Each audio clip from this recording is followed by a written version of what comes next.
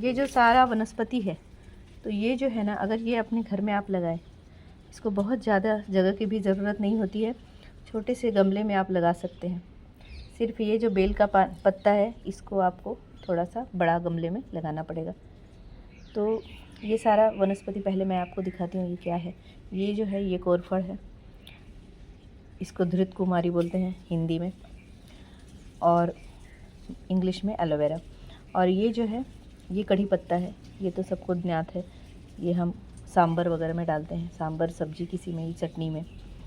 ये भी बहुत पौष्टिक और बालों के लिए भी बहुत अच्छा होता है। उसके बाद ये जो है, ये सुगंध तृण इसको बोलते हैं। ये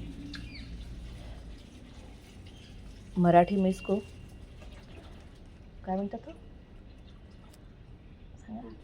गवती चहा बोलते मराठी में। मैं भूल जाती हूँ नाम भी, एक बार हिंदी, एक बार इंग्लिश, एक बार मराठी में। और इसके बाद ये बेल का पान है, ये तो आपको पता ही है कि जो हम पान खाते हैं, वीड़ा मराठी में बोलते हैं, तो ये है। इसके बाद एक तुलसी के पत्ते हैं, ये हमारे हिंदू घर में, सबके घर में रहता ही है। और ये जो है, ये ओवा का पत्ता है, ये भी बहुत फैलता है। इसको भी बहुत, आपको कुछ खत और ज़्यादा पानी की ज़रूरत नहीं होती है। इसके बाद ये ऑल स्पाइस है। ये ऑल स्पाइस मतलब इसमें सारे मसाले हैं का गुण है। इसको पीसिएगा ना तो सारे मसाले का सुगंध आएगा। इसको ऐसे तोड़ने पे भी पता चलता है कि इसमें सारे मसाले होते हैं। उसके बाद ये जो है, ये तो पेट को बहुत ठंडा करता है, ये हम गणपति को चढ़ाते हैं, दुर्वा। तो ये सारा जो है ना, इसका काढ़ा आप बनाइए रोज़। अभी ठंड में तो 2-3 महीने आप बना ही लीजिए।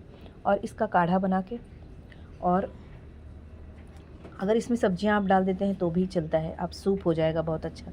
और नहीं तो काढ़ा बनाइए, ये सारा डालिए। अब ये बड़ा है ना, तो इसको आधा ही लीजिए, और ये एक ही पत्ता लीजिए, और बाकी सारे तो एक ही पत्ते हैं।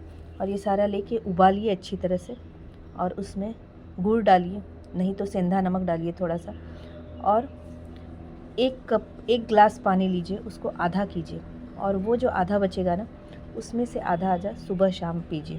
जितने घर के लोग हैं उस तरह से आप बनाइए, उतने पत्ते डाल के।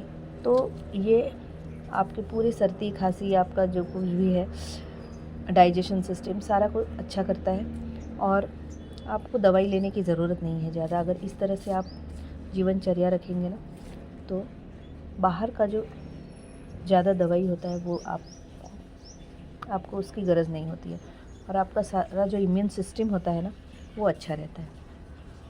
तो ये इस तरह से बना के, और इसको पीजिए, ग्रीन टी वगैरह की जगह इसी को पीजिए। ये ग्रीन टी ही है एक टाइप का। और अगर इसमें आपके घर में फूल हो तो इसमें फूल भी कुछ डाल सकते हैं। तो इस तरह से ये बहुत ही अच्छा आपका सूप, अगर इसमें सब्जियां डाल देते हैं तो सूप बन जाता है, और नहीं तो आप इस तरह से काढ़ा पी सकते हैं।